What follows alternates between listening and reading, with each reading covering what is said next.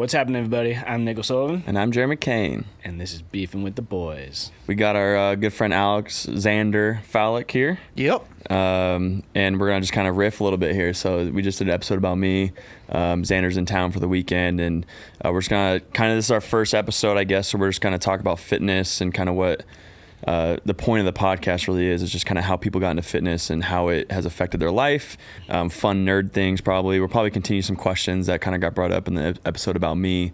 And yeah, we'll just kind of let it rip. So Xander, welcome. Thank you, sir. Welcome again, I guess. Appreciate you boys having me on. You know, we're not trying to get like super deep into it, but you know, kind of what's your fitness look like? Kind of what do you do for fitness routine? Yeah, so for me, right now, I just actually did write some new goals with my coach and everything. Okay. So right now, I want to snatch 275 by the end of the year.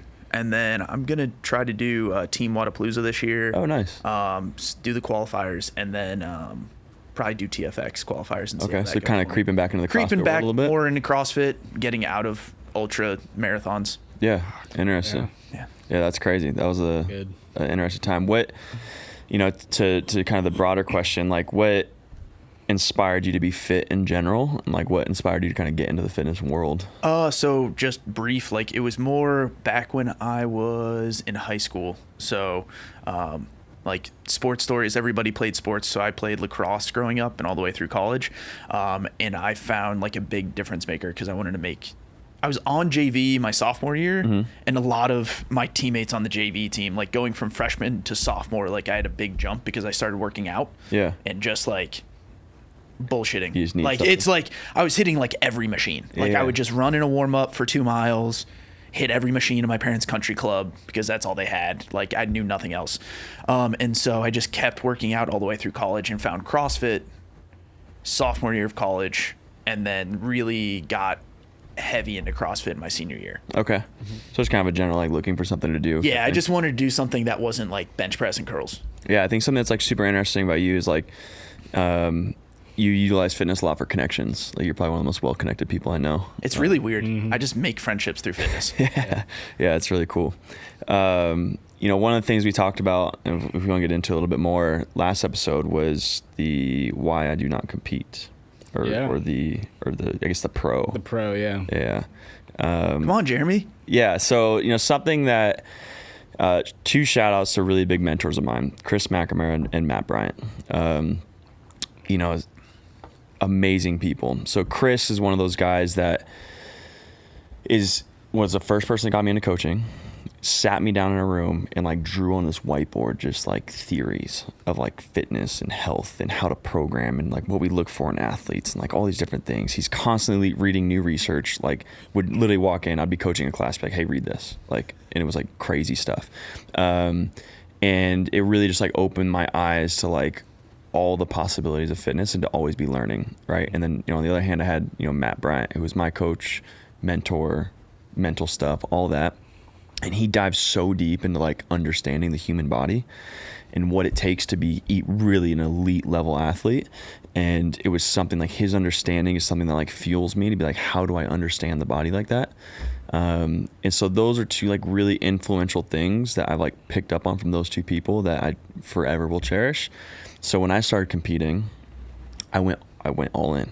Like I had program design. Chris was like, you know, kind of looking at my stuff. Like Chris, I would be like doing rowing intervals. Chris would come put like a Moxie monitor on me and like measure like oxygenation in my body while I was rowing, and then like pull up this research and be like, here's what this means, blah, blah, blah. It was amazing.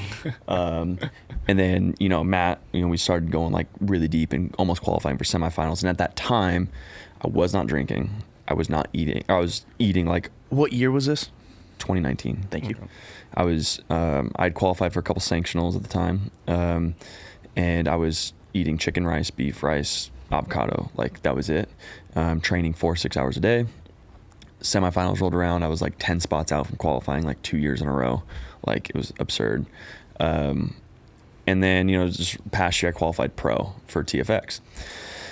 And at the time, you know, my business was really taking off with the investments and performance-driven life. And, you know, it's just kind of this like overarching theme of like, man, like where do I want to put my energy? Like I do like, you know, business, and I like kind of put like doing things like that.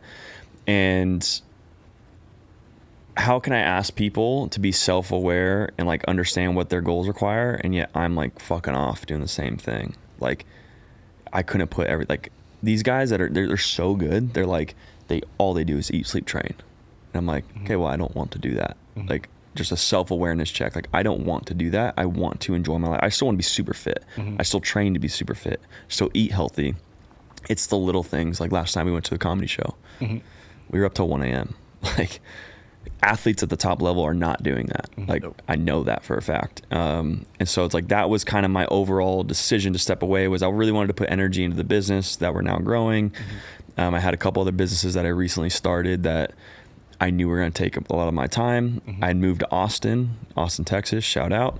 And just knowing I wanted to experience the city, wanted to live a little bit, just felt like it was the right move for me to not try to play the game of like getting frustrated because I'm not maybe at my fittest, or whatever it may be. So that was kind of like the reasoning behind it. Okay. Yeah. So be aware of your mental game. That's what I always tell people. Yeah. I was kind of in the same boat. Like when I first started training, I wanted to go to the CrossFit Games. And then I quickly realized I don't really want to go to the CrossFit Games. Yeah. I don't want to train 6 hours a day, like pick up have to work and like this just be my life to like kind of like and barely get by, and then for what? And like what people have to realize, like that's okay. Yeah. Right? Like, you know, one of the cool things that I always take pride in is one-on-one athletes that do things outside of fitness. You know, Gabby Castro went to law school and competed at TFX. Yeah. She qualified intermediate. It was a conversation multiple times where it's like, hey, you're great. You work super hard. Understand you're capped. Because it's like when you get done training for only an hour, because that's all you have with dumbbells, because you're at your garage gym, someone else is working out for 3 hours, eating their food that's all prepped for them, sitting in an ice plunge or cold plunge, sauna, studying. And then she's up till midnight studying, has to be up the next morning. And I want to say she was like doing internships at the time too. She's like, that's what I want. Like, that's what I want to be able to compete and say that. And like, I remember when she competed at TFX, she wore like a Kentucky Law shirt. And it was like a cool flex for like what I thought. And so that's something I always try and tell individual athletes, subscription athletes, anyone I talk to around fitness, like just be realistic with your goals and understand that like you're rather lying to yourself or you're telling the truth, and truth will like pull out what you're really doing. Yeah. You know what I mean? Yeah. Yeah. Your habits at the end of the day will end up telling the truth more than what you're saying. Like one of the best quotes I ever heard was lies will stunt your growth and truth will give you endless power. And it's just the idea that like if you're lying to yourself, I want to lose weight, and like you're eating Chick-fil-A, like you're not sleeping, you're getting hammered, like all these little things, like you're just gonna forever just be stuck, right? Because it's like you're not really getting better. Versus if you're like, hey, I need to stop doing these things, I'm telling myself the truth of like what I'm really putting effort towards, rather you're gonna be then okay with the result, or then you'll start making like legit change and start like changing things about who you are. Yeah. So like to me, it's like really easy. I'm sure you've gone through that. Yeah. I kind of just had to process like what the cost would be to get there, what I'd have to give up, and the opportunity cost of that too. And I didn't want to make that.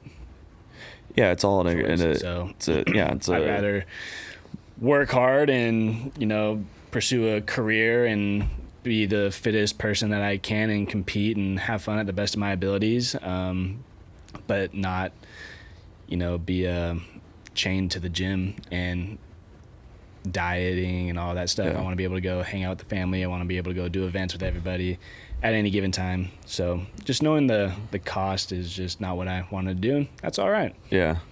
No, I like that. And I mean, that's like a bandwidth currency. Yeah, bandwidth, right? Exactly. Like how much can you fill up your cup? Yeah. Like the cup that everyone always references. Yeah. And sometimes it's okay to be unbalanced. Yeah.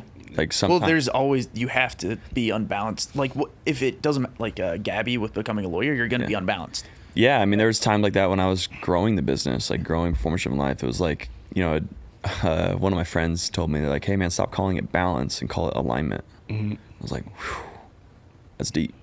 Yeah. Like, I was like, well, and so I kind of just dug into that. Like, what does it mean to be aligned with my goals versus balance? there was a time where that meant working for 16 hours a day. Mm-hmm. There was a time where that meant working out for 4. Yeah. And only sleeping for 5. That's kind of there was a time for that, and it aligned with my goals. That meant no relationships. That meant nothing. To where now it's okay, well, what's my alignment? My alignment's Friday at 3 p.m. being by the pool. Hanging out, living the dream. Yeah, going to some comedy shows, hanging out, and still being super fit and still having a passion for it. Yeah. But I think you also got to ask yourself, why? Why do you want to do that? If you just want to go and say that you've gone, I don't think that's kind of what I wanted to do at first. I just wanted to say, I went to the games. Oh, yeah. And yeah, I mean, for me, I think go pro, go whatever. It's did you ever find that why? Did I ever find that why? Yeah. Or you just didn't have one? I just wanted to go. Interesting. Yeah, I think for me, I never had a tangible goal like that. It was just kind of I wanted to keep pushing myself to the next level. For some reason, I always thought that if you made it pro, you're going to make a ton of money. You're going to get all the endorsements, and you're going to get to travel. But then and you start talking to some of the highest level, and not the highest, but some of the pros. You talk to a person games. Who finishes 10th, and you're like, exactly. Oh. And I don't want to take away anything from those guys. No, not at all. I have some friends that qualify for semifinals, and they're crazy fit, and they work so hard. Yeah. I enjoy my business. I enjoy everything I got going on. I enjoy being busy. I enjoy growing things and whatever. And the way I look at it is all right, so this is CrossFit specific, but you have an open, a bunch of people qualify, right? And you go to the next stage, quarterfinals. After quarterfinals, the field's cut to, I think, the top 40 per region. 80 then from quarterfinals make it to semifinals. So you were in North America, you were the 80th fittest person, takes crazy amount of work, gym all day long, track, the sport's grown so much where it's that's what you're doing. And guess what? You're in last place and making nothing. Yeah. Right. And not to say money's not the goal for everybody. No, exactly. Yeah. But for certain people like myself, it kind of was. It was hey, I want to grow an empire. I want to be able to do all this crazy stuff, travel to Europe without even blinking type thing. And it was that didn't align. And so when I started, one thing that helped me with my decision, I guess, kind of get to the comfort balance that I was at, or alignment that I was at, was dude, I can try really hard, and I was almost making it. And I can try harder. I'm not gonna say that I'm not to point the blame at anybody else. It was on me. There's definitely things I can do. But what does that mean? Okay, I qualify semifinals and I finish in 20th. Exactly. So the next week I'm doing a deload week and into the next thing. What does that mean? And so for me, it was just kind of one of those interesting. And, I align the same thing to military athletes, to people that are, losing weight or trying to just get fitter. It's what does it mean for you? And, I get a lot of parents that want to be fit for their kids and stuff like that. And it's good, good. Just understand what that is.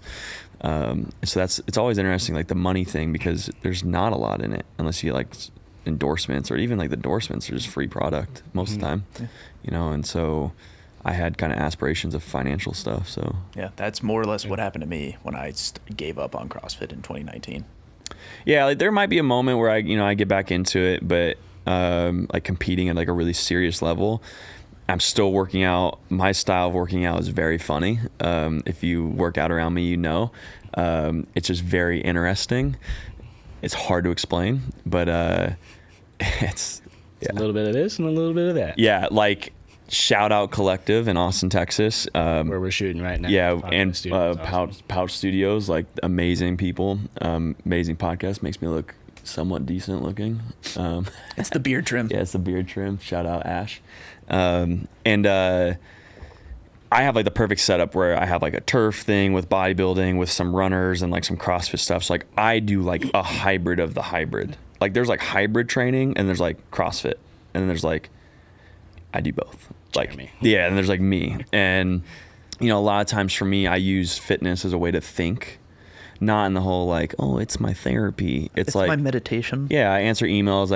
I think about business a lot, and it's this is my time to just zone out and just kind of So it's like I do a lot of stuff like 80% effort, just kind of like flowing through, a little bit of this, a little bit of that. My favorite. Yeah, and it's just kind of like flow through, have a good time, and feel like I did something and get out. So I'm not like totally writing it off, and maybe down the road I kind of lock back in, but it is something that like takes a lot of effort. Yeah, when I've talked to my coach, it's kind of similar to like if you talk to Matt or if you connected with Chris, it's like you had like anybody that retires from CrossFit or fitness in general, it's like you still have 90% left. Like that extra 10% you have to actually train for it. But it's like if you wanted to start training for TFX next year or in a couple years, you're like, you probably are going to be able to show up. Yeah, and like, you know, there's things that I'm working on. It's not like I'm like writing it off. It's just like, for example, like I'm a big dude, so like anything body weight running like just sucks. I won the TFX shoulder to overhead ladder.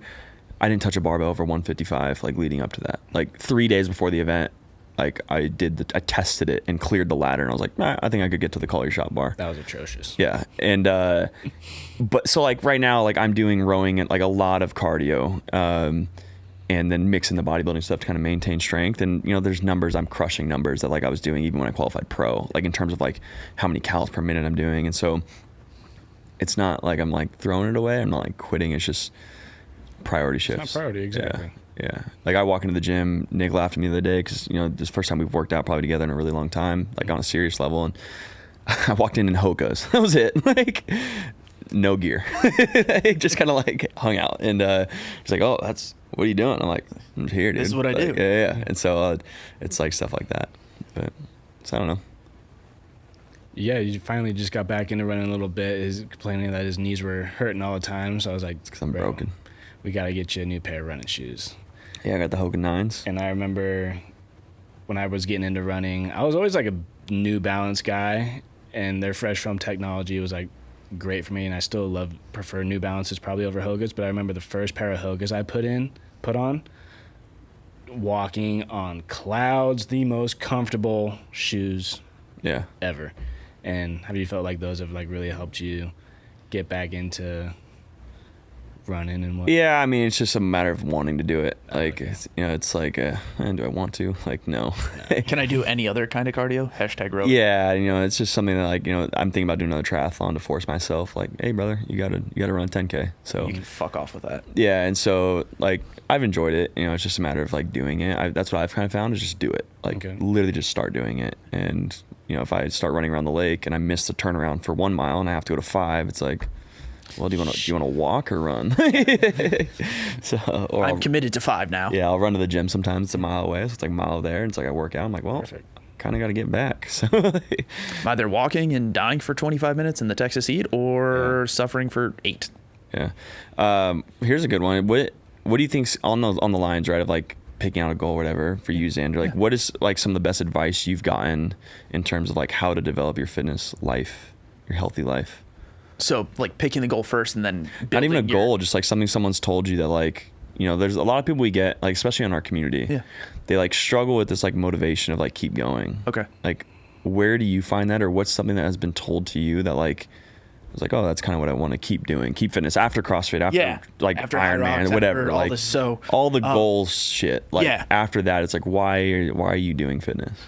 So for me, like when I've talked to my coach, it's like, hey, like it's important to build a goal. So I've done CrossFit, Olympic triathlon, high rocks, marathons, ultra marathon. Like I've dabbled in more or less like all those things don't go together. Yeah. It's for me, it's a lifestyle thing, but it's also like to your point when we started, it's like I've created more friendships through fitness, and it's just fun to just be able to like, I'm not a clubs guy. Not a clubs guy. Certified, no clubs. No clubs. I like doing fitness to maintain my own lifestyle, but more importantly, it's like I'm creating the right relationships and friendships for the rest of my life because of fitness. Dude, it's super interesting you say that. So did you listen to our last episode about Nick? Yeah. So when he was talking about sobriety, that was something you said. It was like you got to surround yourself around people. Like, and it's ironic because like moving to Austin, that was some stuff that I did / like other people told me, like, hey man, like if you want to meet people in this huge ass city, just go do things you like to do, like sports clubs, like little things. And sure enough, like hanging out at the pool, you get the people that hang out at the pool. Like, you know, you go play flag football, you're gonna like people that are like taking flag football super serious. They're probably competitive. They're fit. Like I don't see a lot of 300-pound people on a Tuesday playing flag football. Yeah, exactly. Not going to be a thing. So, that's super cool. Yeah, that's something that I like too. Just kind of like, I know if I step in here into the gym, it's like, all right, people are here and like putting in effort. So that's interesting. What's a pet peeve of yours for fitness? We're gonna ask everybody this. So Nick starts because your brain moves a little slower. Than pet peeve for me, honestly, it's I want to be better, so I need to do more. They're gonna keep choosing to do more and more and more, and more is not better. Better is better. Yes. So a lot. Listen to that, somebody people. who used to be I will do more. Suffering and more. Olympics. I will just I'm a big guy. Head into wall until probably the past couple months when we started doing, I kept doing just squat holds, handstand holds, just little things will end up making you better. Yeah. Than just, hey, I'm just going to do like the 2 right extra things. Metcons. I'm going to, hey, you know what? I'm going to deadlift 5 days a week.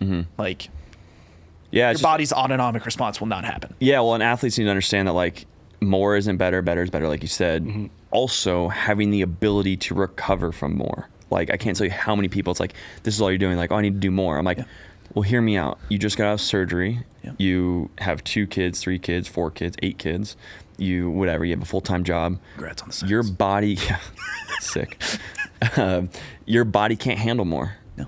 I hate to break it to you, but there's a recovery energy that's needed. Yeah, and the best way I've heard this said was a endurance runner who I forget, and she's the most well-known endurance ultra marathoner right now. For every piece of intensity you add, what are you adding to your recovery protocol in the same way? Yeah, that's what everyone. Yeah, I would concur with that. Yeah, entirely. I would for sure concur with that. Yeah. What about you, Nick? What about you? I mean, I got a couple. I can rip them. Like I can rip them from an athlete standpoint, from a coach standpoint. All right, Jeremy, what's your pet peeve? As an athlete standpoint or coach? Athlete. Pet peeve for me, from an athlete standpoint, is athletes that think they could be coached just because they're fit, or you know what I mean? Like athletes that maybe get into something and then get Nick doesn't do this. I'm not calling shots at Nick, but get really big on Instagram. They're like, I'm gonna coach. Oh yeah. No. Is this a pyramid scheme or? Yeah. That's a pet peeve of mine. You know, the simple things like not being so aware in the gym and like crowding space, super annoying. And then this is not a coaching side. This is just people that give unwanted advice. It's the people that hate to say it, that if you're taking drugs of some kind and you're super fit, super lean, that you imply that that's the only way to work out. And that's the correct way to work out. And it's no. No. And so that's from the athletes or fitness standpoint for me. Coaching, similar things. Coaches that make it seem like they created something new and invented a new way to work out. It's what do you mean, brother, Instagram Reels? No, you didn't. One, but here's the thing though, that's what sells. So it's really tough. How do you fault someone who's trying to make an online brand and you're just repackaging the same thing. Well, no, you're competing for clicks. So they grab a kettlebell and twirl it around their head 10 times. They're like, this is the only way to be fit. It's all right. So then it makes, for me, I'm really scientifically based in my principles. And so it's it's really hard to hey, just go do rear foot elevated split squats and you'll get a bigger ass and legs and more balance. And it's someone that wants the sexy, flashy stuff. It's really hard to sell to. But the base stuff is what for a long period of time creates progress. To Jeremy's point, unsolicited, great follow on the onlines. Lane Norton, BioLane. Lane's great. I love Lane. He will destroy anyone that's he'll never see this, but Lane is unreal. Yeah. Yeah, I love seeing him roast people. But only because I appreciate the science behind it, and he references things. And I think something that's interesting, and he'll never see this, but it's one of those things he doesn't shut down the ideas, he shuts down absolutes. And I think that's something that all smart trainers do. Yeah. When I talk to a trainer and they think that they know this is the way, it's dude, Lane Norton, Huberman, Andy Gallup, the smartest people in the world, if you get into a conversation or hear them talk, they're I don't really know. We don't really know. Here's what the research says. That doesn't mean that it's like an absolute, but there hasn't been anything that proved it otherwise. It might be. Yeah. And so it's like that to me, when I get trained, that's my huge pet peeve. When you can't step in a room and do that, right? It's stuff I appreciate about Chris. Matt Bryant tells me almost every day, it depends. It's like there's the smartest people in the world don't know. And it's like now we have Jimmy over at Gold's fucking gym being like, the only way to do it is 4 sets of 25, drop set 3 times. Like, no. And then you wonder why people go in there to like lose weight and they quit. Because it's like, dude, you took Stephanie, a 35-year-old mom who hasn't worked out in 4 fucking years, and you have her do your bodybuilding split that you learned from Jim Stepani off of bodybuilding.com. And she's sore for a week and a half. And never comes back? And never comes back, because then she correlates the gym to I'm crazy sore. Yeah. Like, if you're listening, that is like 90% of the people that sign up. Ironically, the people that like do that are the same people that come to me, hire me one-on-one, and then beg me to do more. And it's like, no. Like, just do this for a month and then you might not lose weight, but guess what? You're going to like build like this foundation, and then we can start really pushing, but people want to like jump into it. The craziest thing, I'm sorry, I'm going to rant here. Let's hear it. The craziest These are thing, pet peeves. Oh, that's how you really feel. I'm telling you, pet peeves drive me insane. The craziest thing is when people put on weight for 4 or 5 years and then want people to take it off in a month. It's like, that's not how it works. Like, you just were unhealthy for 4 fucking years, eating like an idiot, drinking like an asshole. Like, again, I'm not against those things. I had a couple drinks last night. But like, be real with yourself, and like, you're not 275 pounds because you've been working out, right? And you're not coming to me because you just want some advice. Like, you coming to me because you want change.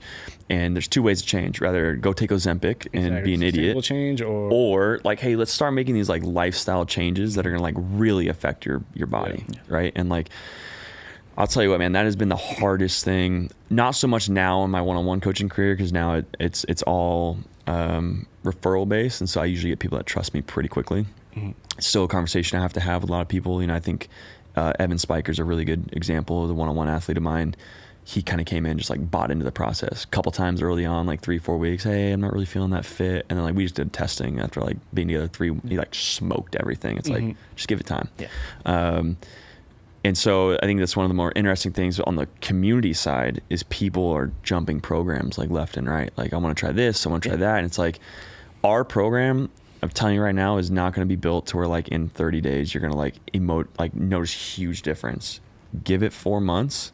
You'll PR everything. Almost, I don't want to guarantee it, but like, you'll PR stuff. You'll feel the best. Like, people that stick around for that 2 to 3 month thing where it's like, oh wow, I feel amazing. It's like, yeah, because we're following training principles, and you're consistently showing up to the program. That's stacking the good days. That was going to be my 1% of it every day. People that don't trust the process and quit too early. They don't see results in 4 weeks, 6 weeks, 8 weeks. I'm gonna go from PDL to mayhem. And dude, people will like ask, like, I probably walk around like 10-12% body fat, like pretty lean. Like, you can definitely tell I work out. I power cleaned yesterday for this first time in 6 months. We got to 295 pretty easily, no belt, like nothing. It was snappy too. It looked really good. And people will come up to me, I'll be at the pool.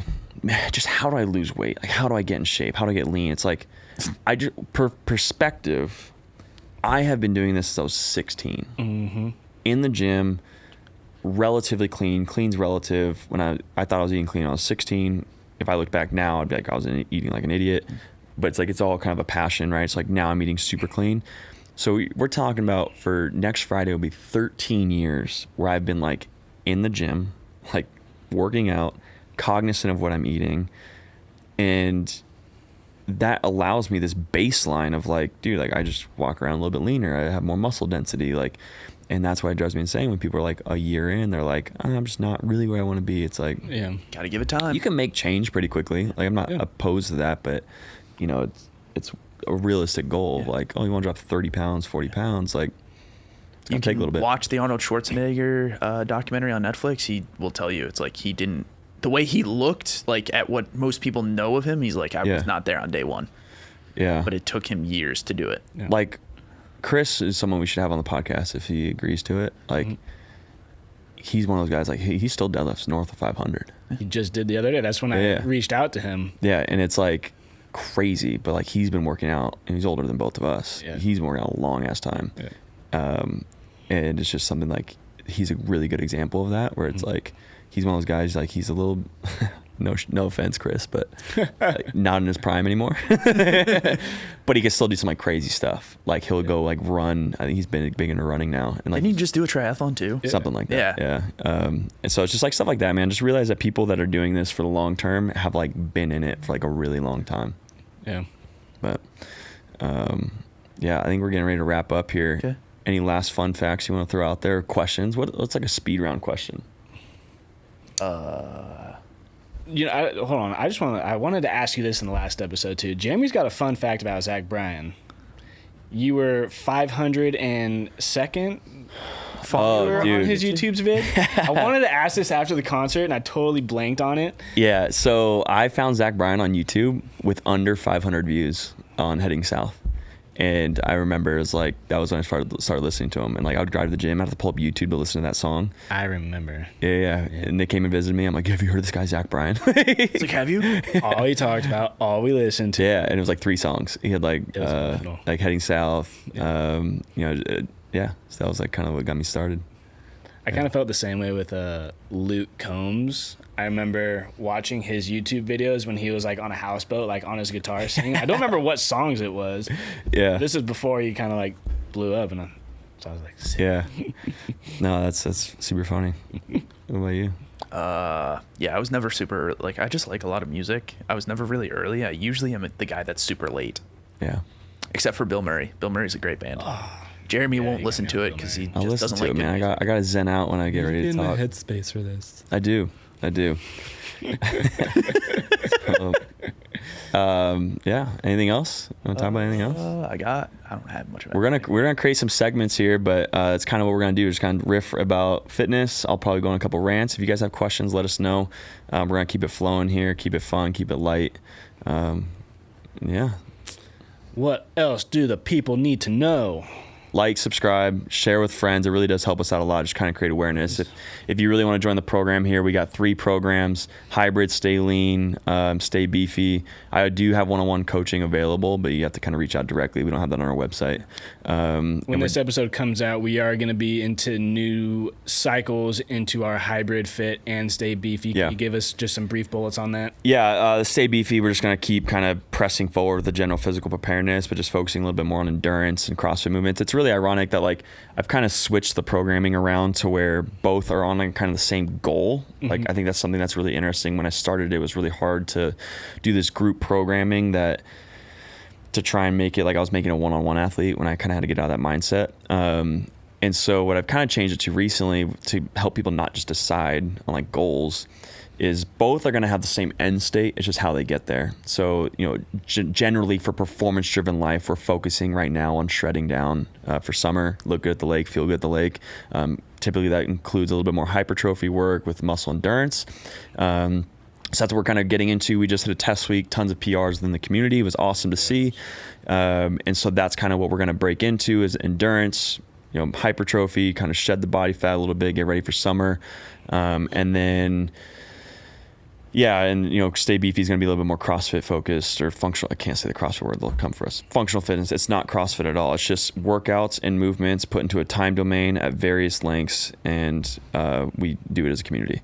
And then hybrid style is your more bodybuilding style. So that's kind of the overall theme. Yeah, I'm going to also put this out there for everybody listening. If you guys are on the hybrid fit program, I've been farting around. If we wanted to add some more running volume on there, it could be optional. If that's something you guys are looking forward to, let us know, and we can definitely put on some more running volume.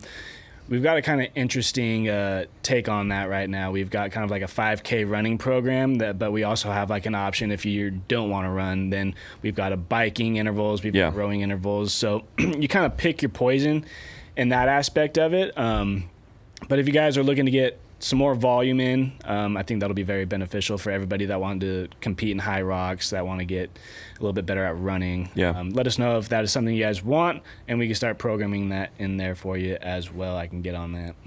Cool. Well, thanks for listening to Beefin' the Boys. Xander, thanks for joining us. Obviously, you're here for the weekend. And then, catch you guys next week. See you guys later. See ya.